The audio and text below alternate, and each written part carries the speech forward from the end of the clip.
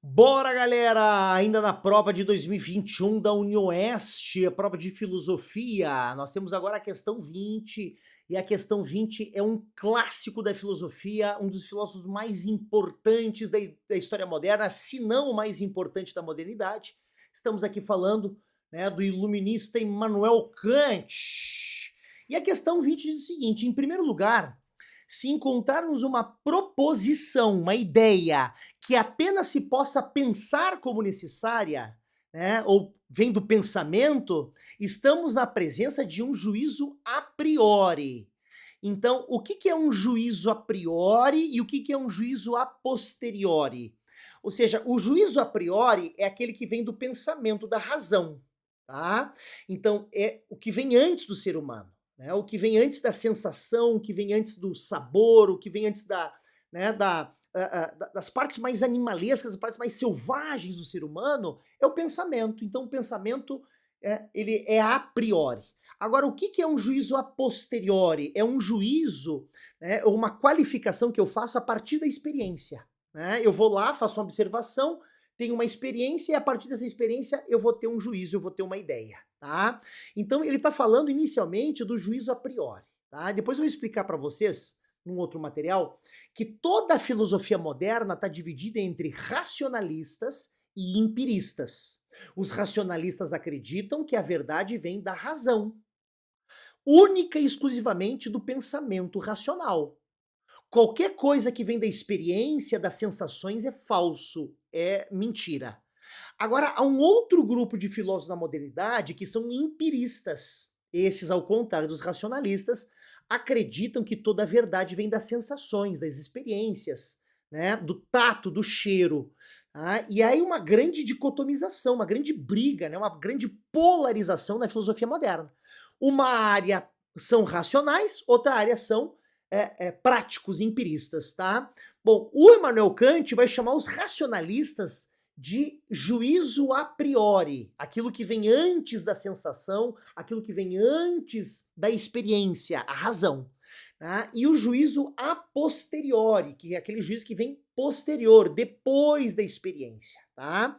Então vou continuar a leitura aqui para vocês. Se além disso, essa proposição não for derivada de nenhuma outra que por seu turno tenha o valor de uma proposição necessária, então é absolutamente a priori. Ou seja, se ela não vem do nada, ela vem única e exclusivamente do pensamento, ela é absolutamente racional, ela é absolutamente a priori. Em segundo lugar, a experiência não concede nunca aos seus juízos uma universalidade verdadeira e rigorosa, apenas universalidade suposta e comparativa por indução. Ah, então, o que ele está querendo dizer é que no pensamento racional, que não se baseia na experiência, é uma coisa única, né? E ela pode ser uma verdade, um conhecimento universal. Agora, a experiência não. A experiência, ela pode ter alterações, né? Vamos dar um exemplo aqui, ó. Eu fui trabalhar de apicultor, né, com abelhas.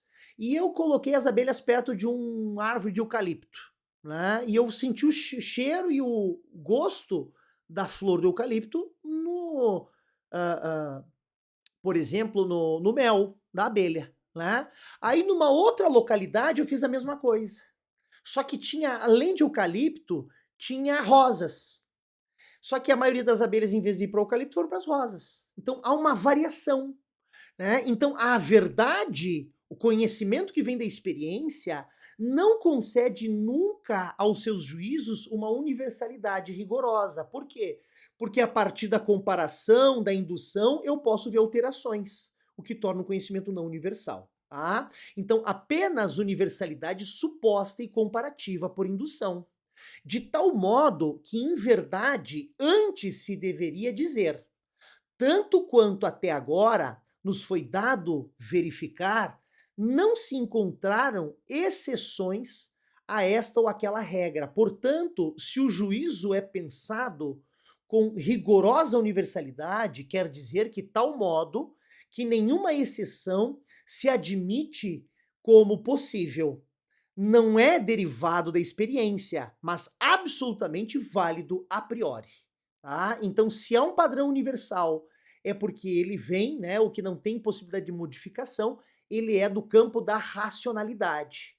A origem disso, gente, é na teoria das ideias do Platão, né? O Platão tem uma teoria das ideias que diz que há, né, um mundo chamado mundo das ideias, um mundo perfeito, é um mundo que não se modifica, que não se altera.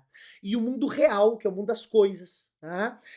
Esse mundo, ele prega peças, ele pode aparentar coisas que não é, ele se modifica. Tá? Bom, o racionalismo moderno vem do mundo ideal, do mundo perfeito, aquele mundo que não se modifica. Já os empiristas, a verdade vem do mundo real, do mundo sensitivo. Né? E nessa teoria do Platão, que é a teoria das ideias, ele vai dizer que todas as coisas no mundo terreno são reproduções ou cópias imperfeitas das coisas que estão no mundo ideal. Perfeito? Então, essa teoria do Platão, mundo das ideias e mundo real, é o que vai se transformar na Idade Moderna, essa ideia entre racionalistas e empiristas, como eu vou mostrar para vocês agora neste material. Estão vendo aqui, ó, filosofia moderna se divide entre racionalistas e empiristas, tá? Bom, o conhecimento dos racionalistas é a priori, não se modifica, é universal. Tá? Já para os empiristas, o conhecimento verdadeiro vem de um conhecimento a posteriori, né? Que é um conhecimento basicamente após a experiência, né? Então, vou ler aqui para vocês. No conhecimento a priori, o conhecimento é produzido antes da experiência. Esta deve ser descartada na construção do conhecimento, o inatismo, né? Aquilo que nasce com a gente, a razão que nasce com a gente, tá? Então, toda experiência, todos os sentidos terrenos devem ser descartados. Aqui se produz um juízo analítico, de análise racional. Tá? Já no conhecimento a posteriori, de David Hume, né, ou de Francis Bacon, o conhecimento é produzido pela experiência, pela observação racional das coisas que estão postas na natureza. Esta deve ser utilizada como a única fonte geradora do conhecimento. E aí, para Immanuel Kant, isso é um juízo sintético, ou seja, né, que ele é experimental, né, ele é a síntese do que eu compreendi, do que eu observei, do que eu senti. Tá? Bom, nessa dicotomia, nesta briga entre empiristas e racionalistas, quem que vai resolver essa briga? Immanuel Kant. Ele vai dizer que não é necessário nenhum nem outro, mas os dois juntos são necessários, né? Que não é um modelo isolado do outro, mas os dois, eles se convergem, né? Eles se ajudam. Olha só, aqui o Immanuel Kant vai desenvolver a teoria do juízo sintético a priori. O sintético é da prática, da experiência dos empíricos, e o a priori é o quê? É a racionalidade dos racionalistas, né? É a racionalidade a priori, né? Do René Descartes.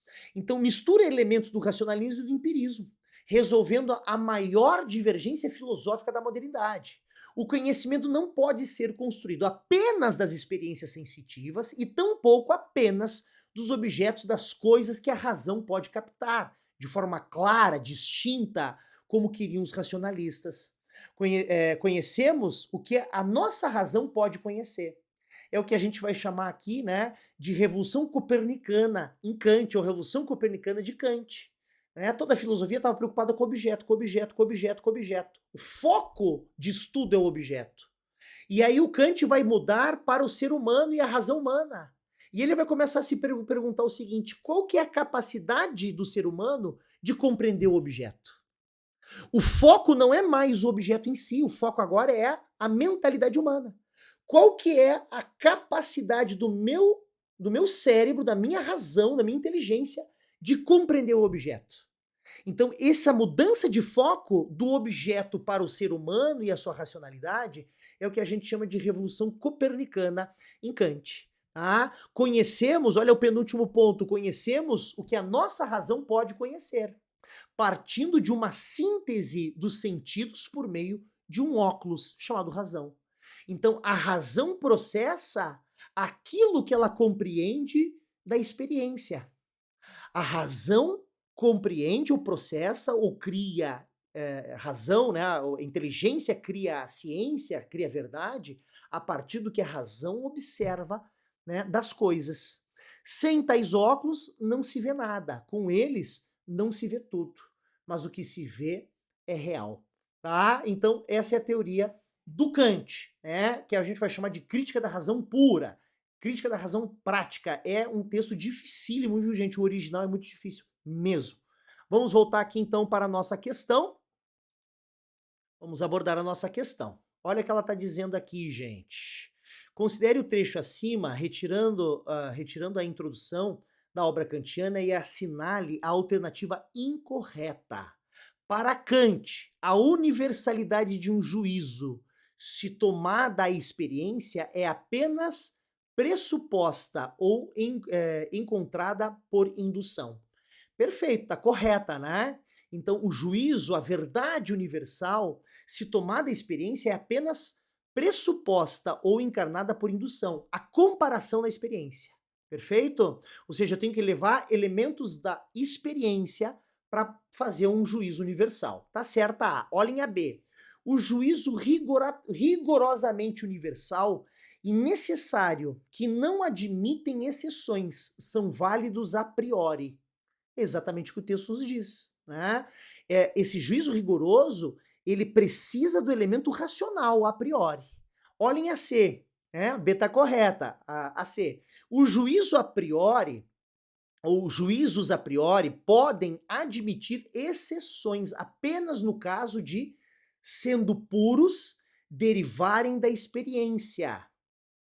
Não derivarem da razão e a sua relação com a experiência. Ele não trabalha com a experiência, né, como o elemento essencial, o elemento, né, de deriva do conhecimento. O conhecimento não é exclusivamente da experiência, mas o conhecimento ele vem da razão com a experiência, o contato da razão com a experiência. Tá? E aqui está dizendo que o juízo a priori podem admitir exceções, apenas no caso de, sendo puros, derivam da experiência. Tá? Então, essa alternativa está incorreta. Olhem a D.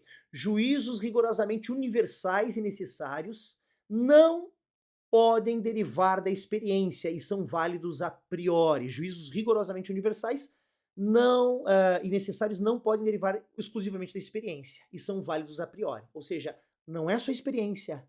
Para ser um juízo, né, uma ideia rigorosa, universal, em qualquer lugar do mundo, ela precisa ter a relação do a priori com a experiência. Ou seja, não derivam especificamente, né, mas são válidas a partir da análise racional a priori. Tá? E para nós terminarmos, nós temos a E de elefante. Proposições podem ser pensadas como não necessárias. Proposições podem ser pensadas como não necessárias. Depende de onde é a origem dessa proposição. Se ela é exclusivamente a posteriori, elas podem não ser completamente necessárias. Ela precisa ter um elo entre o a priori e o a posteriori. Fechou? Valeu, galera!